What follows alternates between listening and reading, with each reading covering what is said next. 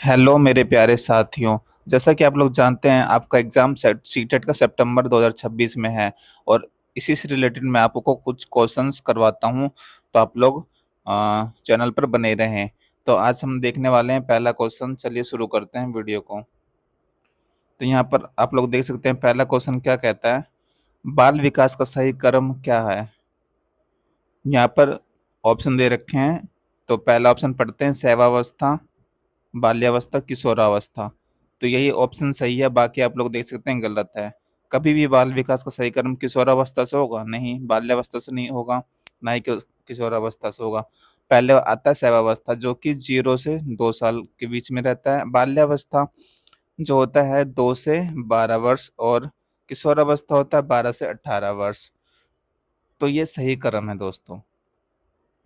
उसके बाद है सेकंड क्वेश्चन, विकास किस दिशा में होता है। विकास जो है ऊपर से नीचे से ऊपर और ऊपर से नीचे की ओर होता है, यानी कि दोनों ऑप्शन इसका सही है। ऊपर से नीचे की ओर का मतलब है यहाँ पर सिर से पैर की ओर, सिर से पैर की ओर, जिसे कहते हैं सिफेलोकोडल। यानी कि पहले आप सिर पर नियंत्रण करना सीखते हैं, उसके बाद बाहरी अंगों पर नियंत्रण करना सीखते हैं। उसके बाद जो ऊपर दे रखा है आपका नीचे से ऊपर की ओर, यानी कि केंद्र से बाहरी अंगों की ओर, उसे कहते हैं प्रोक्सिमोडिस्टल। ठीक है दोस्तों, उसमें पहले क्या होता है कि पहले रीढ़ की हड्डी का विकास होता है, यानी केंद्र से बाहर की ओर, फिर उसके बाद बाहर की अंगों की ओर विकास होता है। तो ये याद रखेंगे, बहुत ही इंपॉर्टेंट क्वेश्चन है, यहाँ पर सीटेट में जरूर आता है। सीखने की प्रक्रिया कौन प्रभावित करता है, अगला क्वेश्चन है यहाँ पर।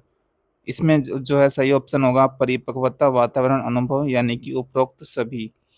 यानी सीखने की प्रक्रिया कौन प्रभावित करता है, परिपक्वता करता है।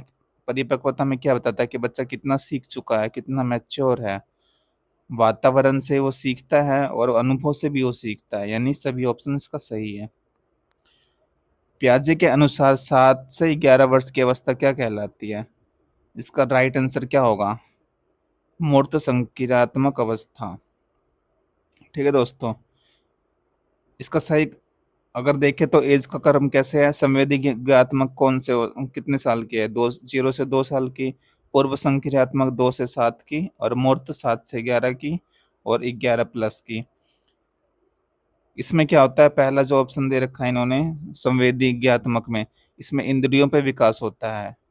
उसके बाद बच्चे इसी में वस्तु स्थायित्व का गुण सीखते हैं। यानी कि अगर आप बच्चों के सामने किसी खिलौने को पर्दे के पीछे छिपा दे या कपड़े के पीछे छिपा दे तो वो ढूंढने की कोशिश करता है। तो ऑब्जेक्ट परमानेंस का गुण इन्हीं में आता है, संवेदीय पेशी अवस्था में, जो पहली अवस्था है। ये क्वेश्चन बहुत इंपॉर्टेंट है, जरूर आता है सीटेट में। बाकी हम डिटेल में चर्चा करेंगे। पूर्व संक्रियात्मक में क्या होता है, पूर्व संक्रियात्मक में क्या होता है, यहाँ पर लैक ऑफ कंजर्वेशन होता है यहाँ पर। यानी कि अगर एक बर्तन में जितना क्वांटिटी रखते हैं और उससे चौड़े बर्तन में रखते हैं तो बच्चा समझ नहीं पाता है कि समान क्वांटिटी है। तो लैक ऑफ कंजर्वेशन का गुण इनमें होता है। और बच्चे जो है प्रतीकों के बारे में समझना शुरू कर देते हैं। मूर्त संक्रियात्मक में क्या होता है, ये जो वस्तु उनके सामने होता है वो उन्हीं के बारे में सोच पाते हैं, और इसमें वैज्ञानिक सोच विकसित होती है लास्ट वाले में। ठीक है। और मूर्त संक्रियात्मक में क्या होता है, कंजर्वेशन का गुण आ जाता है। फिर इसमें अब समझ जाते हैं कि अगर शेप अलग है तो क्वांटिटी समान रहती है तब भी, तो इसमें सीख जाते हैं। जो पांचवा क्वेश्चन है, बालक का सामाजिक विकास किससे होता है। इसका भी राइट आंसर है उपरोक्त सभी। कैसे, परिवार से भी, परिवार जो है प्रथम कारक है बालकों को सिखाने के लिए, फिर विद्यालय सेकंड, और समाज भी।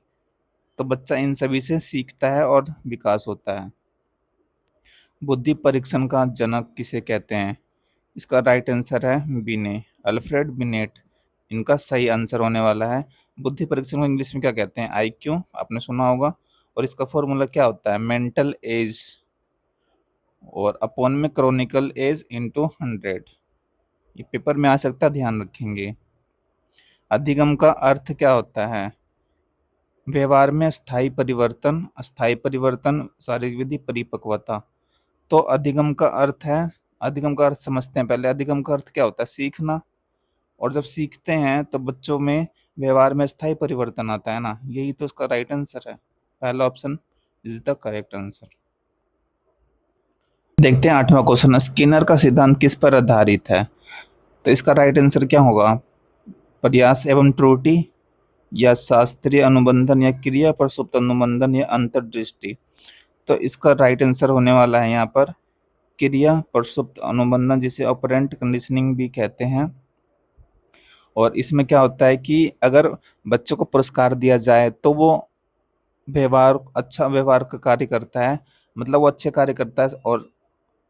और जब उसे दंड मिलता है तो उसके व्यवहार में परिवर्तन होता है, वो कार्य को अच्छे से नहीं करता है। यही है स्किनर का सिद्धांत। ठीक है। और यहाँ पर नीचे देख सकते हैं अंतर्दृष्टि, यानी इन्होंने कॉलर का सिद्धांत, कॉलर ने दिया है इसको। ठीक है। तो इसमें क्या होता है कि चिंपैंजी प्रयोग करते हैं और अचानक ही मतलब सफलता प्राप्त करते हैं। यही इन्होंने कॉलर ने बताया था अंतर्दृष्टि में। प्रयास एवं त्रुटि तो जानते हैं, और थॉर्नडाइक का सिद्धांत है। आगे देखते हैं अंतर्दृष्टि सिद्धांत किसने दिया है? आ गया ना, तो इसका राइट आंसर है कॉलर। कॉलर ने दिया अंतर्दृष्टि सिद्धांत, जिसमें जो है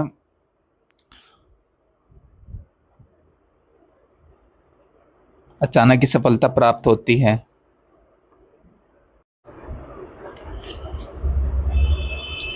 तो जो यहाँ पर कॉलर जी हैं, कॉलर ने चिंपैंजी पर प्रयोग किया था, जैसा कि आप लोग जानते हैं। अगला क्वेश्चन देखते हैं, सीखने का सबसे प्रभावी साधन क्या होता है?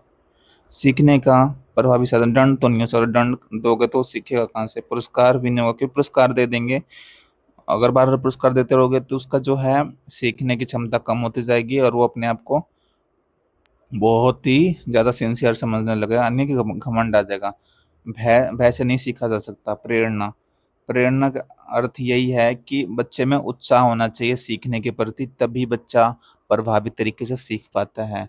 तो आज की वीडियो में बस इतना ही था। अगर वीडियो अच्छी लग रही है तो लाइक करना ना भूलें और सब्सक्राइब करना भी ना भूलें। Thank you.